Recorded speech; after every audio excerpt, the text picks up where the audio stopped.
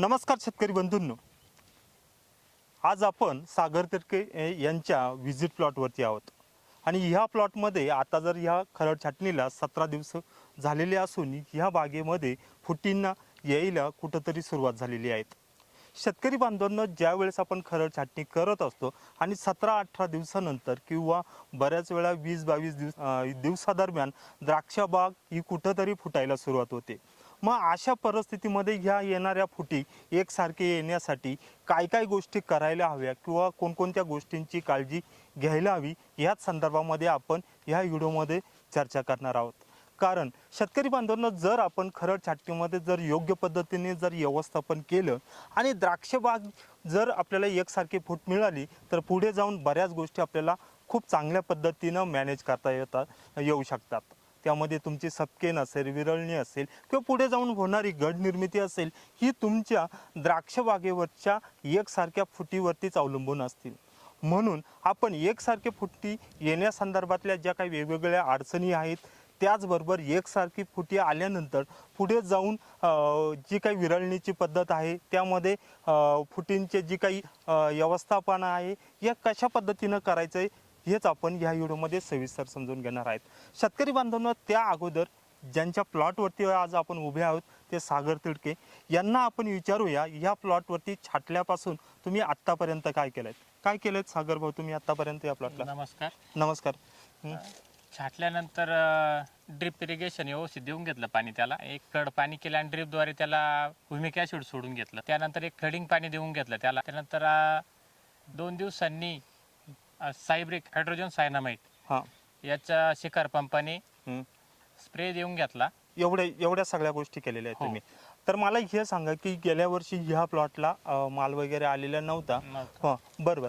पण ज्यावेळेस तुमचं जी काही बाग तुम्ही फळ छाटणीच्या वेळेस सांभाळली, त्यावेळेस ह्या द्राक्ष बागेवरती काही रोग होते का, ज्यामध्ये भुरी असेल, डावणी असेल, किंवा त्यावेळेसचं तुम्ही नियोजन कशा पद्धतीचं केलंय?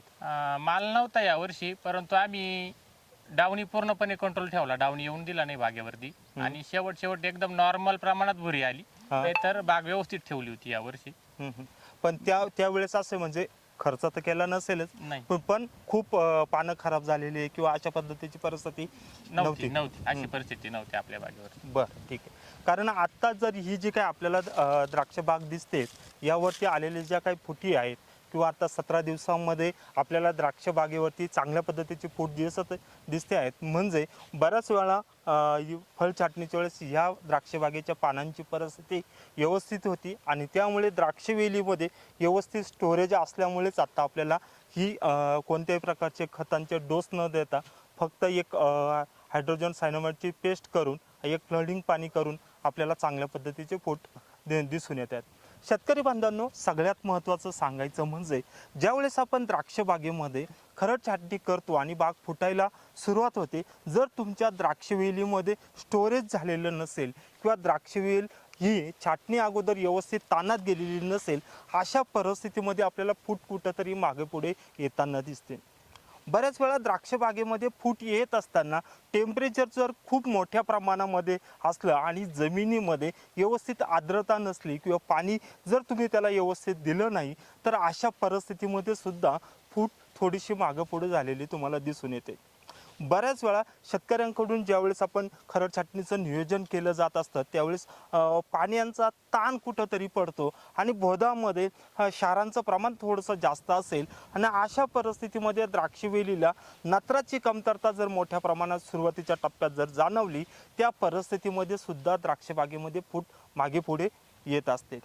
शेतकरी बांधवांनो, जर तुम्हाला द्राक्षबाग एकसारखी जर फुटण्यासाठी काय प्रयत्न करायला हवे, हे आता आपण थोडंसं स्टेप बाय स्टेप समजून घेऊया. सगळ्यात महत्त्वाचं म्हणजे तुम्ही ज्यावेळेस द्राक्षबाग तुमची हार्वेस्टिंग होते, हार्वेस्टिंग ते तुमची खरड छाटणीचा हा जो काही मधला कालावधी असतो, या कालावधीमध्ये द्राक्षबागेमध्ये तुम्हाला योग्य नियोजन करणं गरजेचं असतं. बऱ्याच वेळा द्राक्षबाग ही हार्वेस्टिंग झाल्यानंतर हा जो काही तुमचा खरड छाटणीचा पिरियड असतो, या पिरियडमध्ये द्राक्ष शेतकऱ्याकडून बऱ्याच वेळा द्राक्षबागेची काळजी घेतली जात नाही.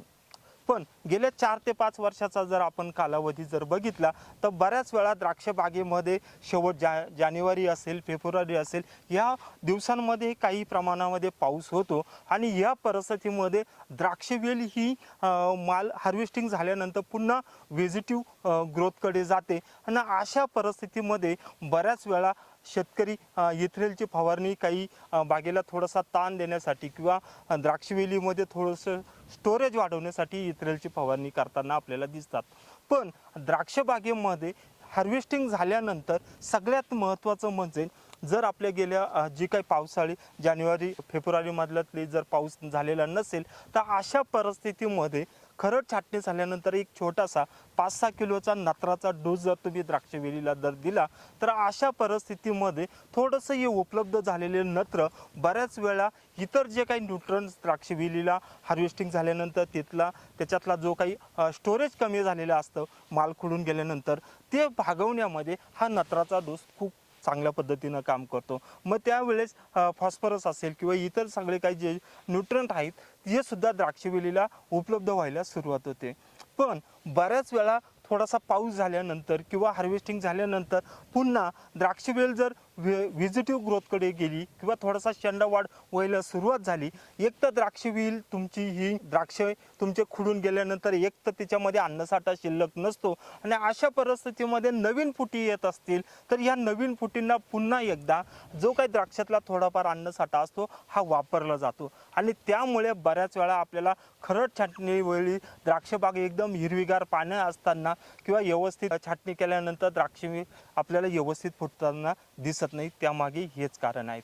जर शेतकरी बांधवांना द्राक्ष फूट मागे पुढे येण्यामध्ये टेम्परेचर हे सुद्धा खूप मोठी गोष्ट आहे. जर द्राक्षवेलीमध्ये फुटताना थोडंसं टेम्परेचर जास्त प्रमाणामध्ये असेल तर तुम्ही त्या परिस्थितीमध्ये तुमची खरड छाटणी झाल्यानंतर 200 लिटर पाण्याला 1 ते 1.5 किलो युरिया किंवा 200 लिटर पाण्याला 500 ग्रॅमपर्यंत कॅल्शियम नायट्रेट अशी 1 ते 2-3 फवारण्या जर तुम्ही पेस्ट केल्यानंतरही घेतल्या तर त्याचे सुद्धा तुम्हाला चांगल्या पद्धतीचे रिझल्ट मिळतात. त्यानंतर शेतकरी बांधवांनो, आत्ता आपण ज्या प्लॉटमध्ये उभे आहोत जर बघितलं तर खूप चांगल्या पद्धतीची फूट आहेत. थोडीशी हलक्या स्वरूपाची ही जमीन आहेत आणि ह्या प्लॉटला थोडंसं छाटणीनंतर एक फ्लडिंग पाणी दिल्यामुळे आपल्याला खूप चांगल्या पद्धतीचे फूट आलेले दिसून येते.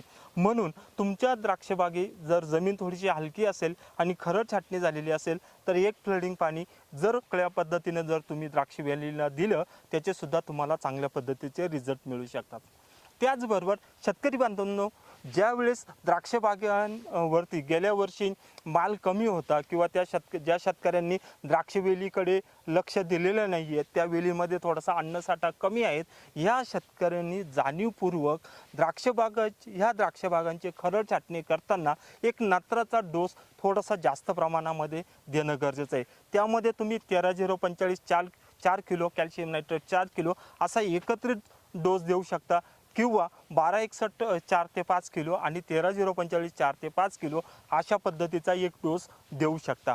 आणि त्यानंतर जर तुम्ही ह्या माल नसलेल्या बागांना जर तुम्ही बेसल डोस टाकलेला नसेल तर ह्या बागांना मॅग्नेशियम सल्फेट 10 किलो, रेमेडी 3 ते 4 किलो या पद्धतीचा एखादा डोस दिला तर निश्चितच तुम्हाला द्राक्षबागेच्या ज्या काही फुटी आहेत हे खूप चांगल्या पद्धतीच्या आलेल्या दिसतील. शरद भाऊ, आज मी तुमच्या प्लॉटवरती व्हिजिटवरती येऊन ही जी काही द्राक्षबागेची फुटींची परिस्थिती आहे या संदर्भात शेतकऱ्यांना इथून आपल्या प्लॉटवरून माहिती दिली आहे. शेतकरी बांधवांनो, आपण जे काही द्राक्ष प्लॉटच्या व्हिजिट करत असतो, या व्हिजिट करत असताना आपल्या ज्या काही इतर सर्व्हिसेस आहेत ज्यामध्ये ऑनलाईन कन्सल्टन्सी असेल, आपलं क्रॉप शेड्यूल बुक असेल किंवा प्लॉट व्हिजिट असतील, या संदर्भात तुम्हाला काही माहिती हवी असेल, हे जे काही तुम्हाला मी या व्हिडिओबरोबर व्हॉट्सअप नंबर देतोय यावरती जरूर कॉल करा. शरद भाऊंना मी येत्या खरड छाटणीसाठी चांगल्या घड निर्मितीसाठी शुभेच्छा देतो आणि या व्हिडिओमध्ये येथेच थांबतो. नमस्कार.